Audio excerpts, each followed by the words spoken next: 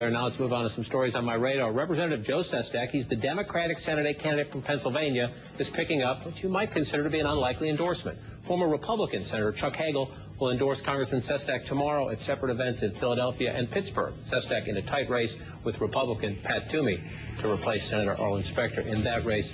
Jim Dyke, Chuck Hagel getting involved here. Is that a blow to Republican unity, if you will? You know, I think I don't believe much in endorsements to begin with, but I think it has the equivalent of maybe if Jennifer endorsed his opponent. I mean, it just. You can.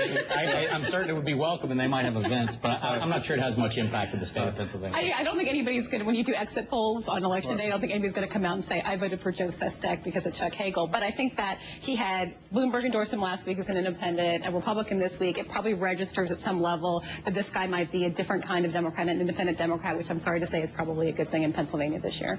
You're sorry to say that. Any impact, Jess? And John, I'll play Beltway chess player here a little bit and say this might actually be more about Chuck Hagel than about Sestak, because there's all this Beltway chatter that Hagel could be one of those folks who could take Gates's job at the Pentagon if the president wanted to do a bipartisan move and appoint a Republican as Secretary of Defense. This is a reminder that he is a moderate, a reminder to the Democrats that he has been a supporter and also of his military service, so you never know. 6 degrees of Chuck Hagel, I guess, will be next really week's hope someday game. a Democratic president appoints a Democrat as Secretary of Defense. There you I just go. wanted to say. Well, here's another one for you.